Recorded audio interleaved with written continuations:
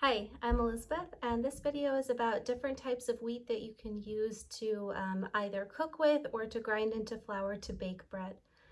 We are a family of 11. We're an American military family. We currently live in kind of a rural area, so I bake our bread rather than having to drive into the city or use up a whole bunch of freezer space to store store-bought bread.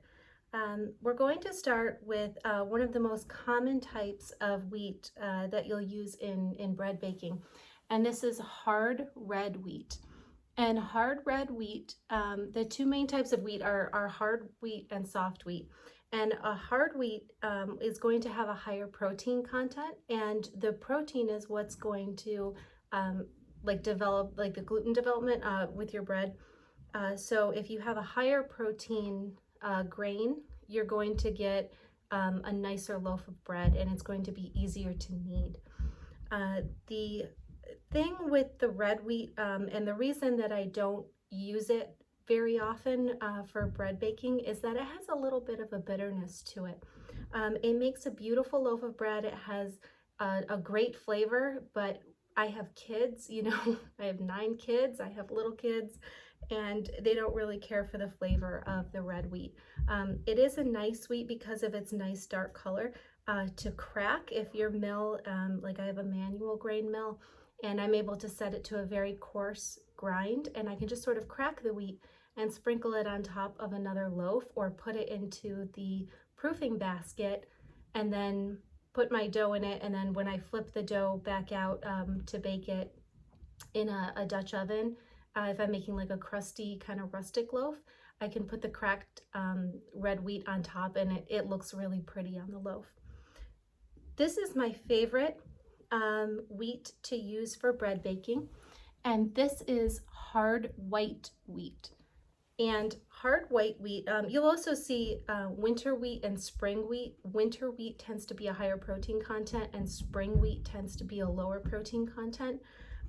Hard white wheat, I think, is sort of the best of both worlds. You get the nice flavor of the whole wheat, but it's a little less bitter than the red wheat berries, but you still get, it still has enough protein so that you can get a nice loaf from it.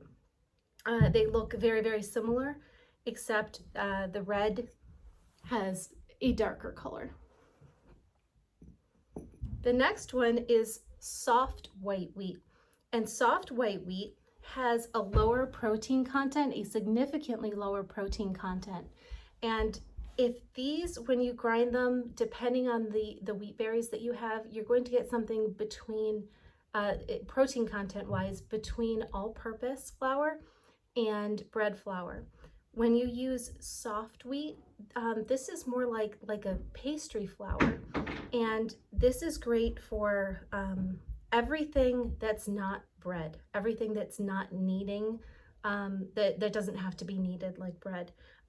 Muffins and pancakes and waffles and pie crust, actual pastry dough, cookies, everything else that you would want to do, you can do with this. You can also sift it, sift out some or all of the bran after you grind it, and you can get a very finely milled, wonderful pastry flour. You do lose some of the nutrition and most all of the fiber when you do that, but you can do it, with just wheat berries. The next one is rye. And rye berries look, they're kind of elongated compared to the regular wheat berries, and they have a sort of almost greenish brown hue to them. And this just makes rye flour. You can make rye bread with it. You can also toast these and make pumpernickel. The only difference between rye bread and pumpernickel bread is that with pumpernickel, the grain has been toasted before it was milled, and that's what gives it that darker color. The next one is einkorn, and einkorn is a very, very old variety of wheat. It's over 10,000 years old, and it's unique in that it hasn't been it hasn't been altered the way other wheats have. It's the same way it's been for a very long time. I find that einkorn is more digestible than other types of wheat. So if you're somebody that has trouble digesting bread, this might be a good option to try. The wheat itself grinds up just the same as other ones, but the grains are a little bit smaller. Moving on, so this is Emmer, and both Emmer and Einkorn are they're different varieties of farro, and farro is used a lot in like Mediterranean countries, and they use it for all different things. But my favorite thing to do with Emmer wheat is to actually put it in stews. I use it the way I would use like a pearled barley, and this Emmer is actually pearled Emmer. It's not a a completely unprocessed grain. It has been pearled. You put it in, and you can also make like a porridge out of it. You can do a lot of different things with it, but it's nutty and it has a really nice like texture to it. It's a lot chewier than pasta, but you still get kind of that pasta texture, but it's whole wheat.